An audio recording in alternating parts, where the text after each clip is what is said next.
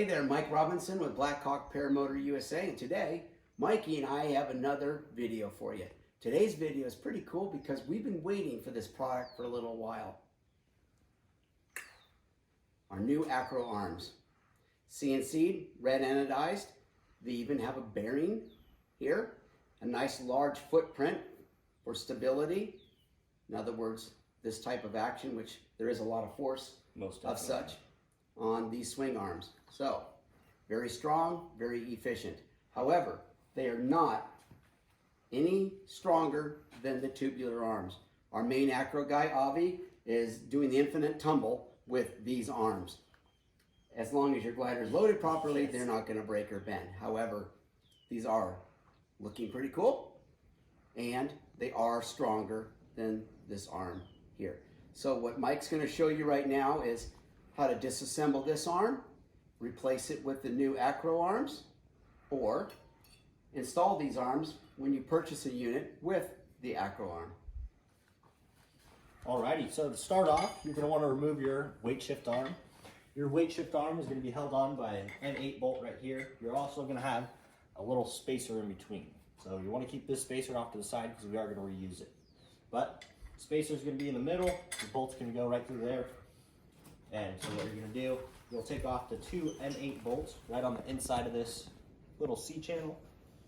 Once you remove those, just pop your arm off. You're going to have to remove some redundancy straps, a redundancy strap on your carabiner strap, and then also the carabiner strap itself. The nuts that will be inside on that bolt are two nylocks, one locking the other. Now we'll grab our brand new, nice and fancy CNC weight shift arm. We also have a little cone for our bolt. So this cone is not only there to look a bit more sleek, but it's also there to leave a bigger footprint on our actual weight shift arm. When you have a bolt and just the head on there, you're kind of only taking up or leaving a footprint that is the size of the head on the bolt. So what we're going to do, add a little cone on there, and now our footprint is much larger. We can hold a lot more weight, a lot more pressure, a lot more safely. There's a lot of torque or torsion against the frame. That's why BlackHawk uses such a large diameter disc and a larger diameter swing arm. A lot of tension, and when that tension is applied, it puts pressure on that bolt as well. Our bolts are 9.7 and they are 8 millimeter. But this, there's no way you're ever going to break this bolt. You will bend the frame or you'll bend the arm before you'd ever break that bolt. All right. So from there, we're going to grab our spacer. Spacer is going to go right in between our frame and our weight shift arm. We'll go ahead, slide this straight onto here.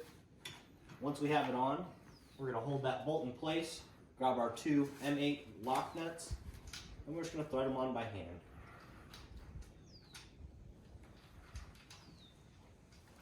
This washer that Mike described, the black one, is also CNC'd out of aluminum. Yep, so once you have your nut kind of to the nylon, or the nylon portion of it, we're going to grab a wrench and a ratchet with a 6 millimeter on it, and we're just going to snug this down. Once we snug it down, we're going to leave a little bit of a looseness in there, a little bit of slack, just so we can spin on our next nut nice and easily. While he's doing that, you notice the thickness of the spacer. We have very thin spacers and we have thicker spacers.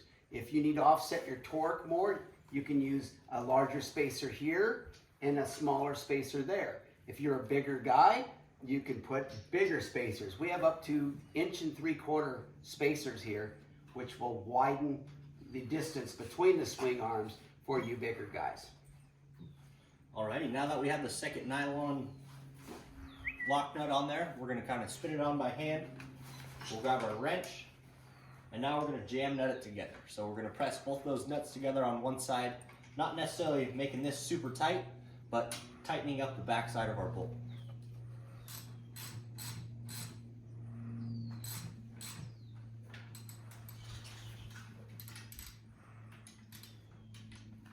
Keep in mind, this will loosen a little bit after your first few flights.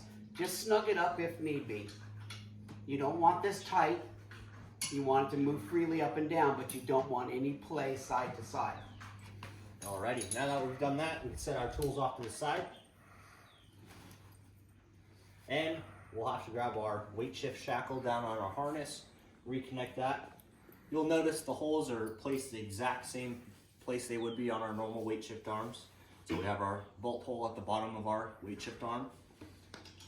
We're going to slip our little shackle on and through. Once we have that on, we're just going to snug it up an ever so slightest bit with the pliers.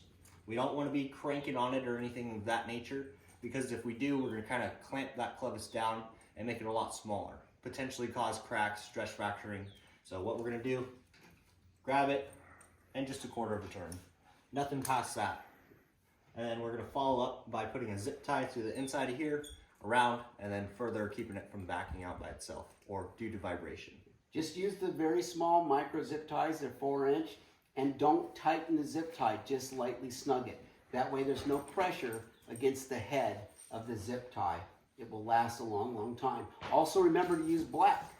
Don't use clear. Clear is not UV protected. Black is. So no zip ties on your paramotor other than black ones. So now we got our zip tie. We're going to run this through a little hole on our pin, through the inside of our clevis, and then we're just going to cinch that down.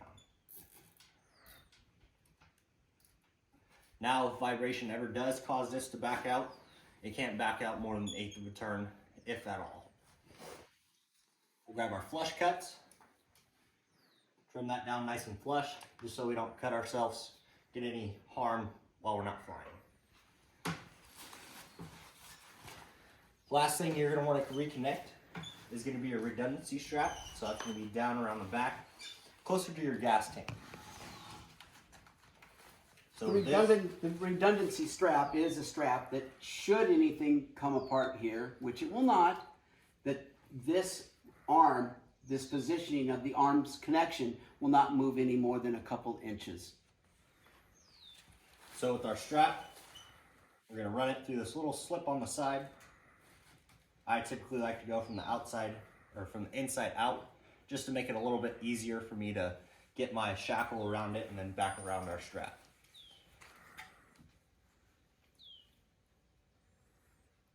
What?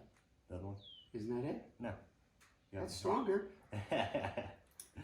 So what we're going to use is this little threaded oval malleon.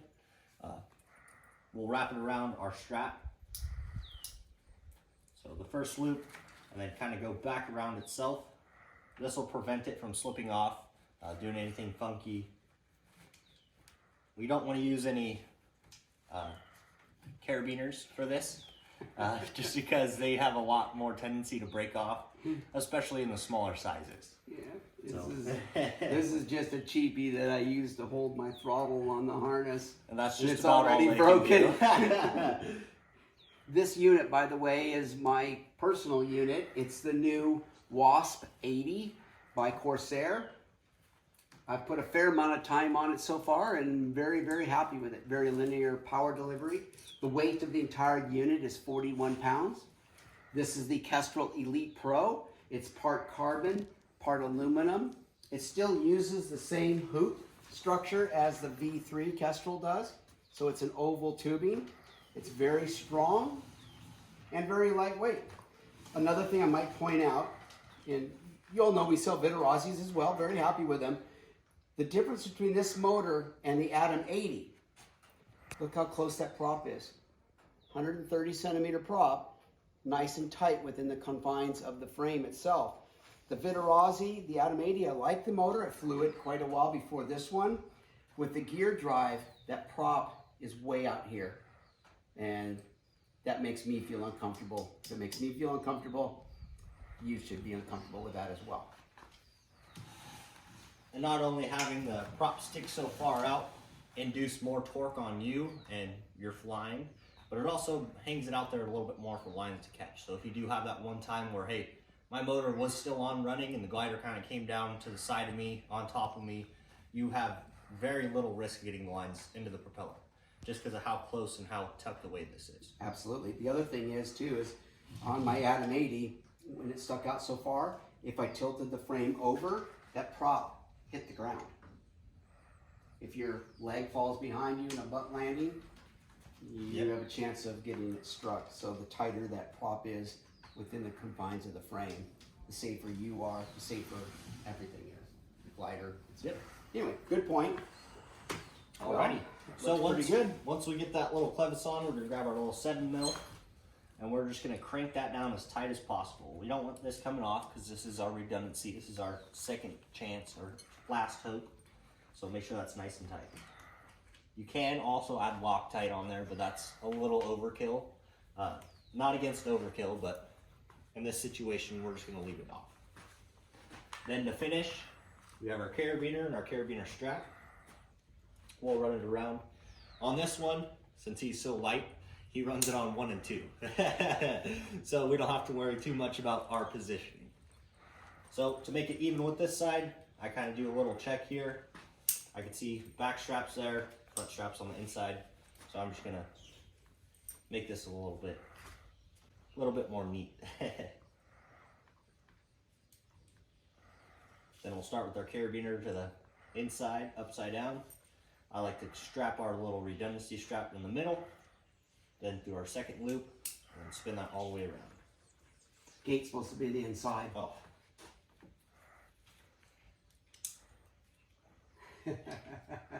Doing it from the other side. A little tricky. I know, we always do it from the outside, yeah.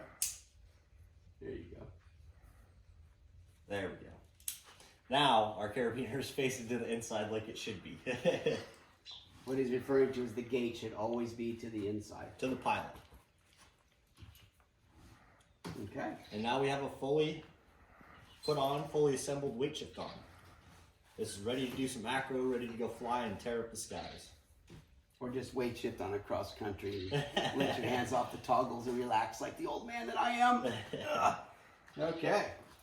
Well, you guys, thanks for watching. If you have any questions whatsoever, BlackHawk Paramotor, call us 209-786-7899, or you can catch us on the email, team@blackhawkparamotor.com. Thanks for joining us, and blue skies.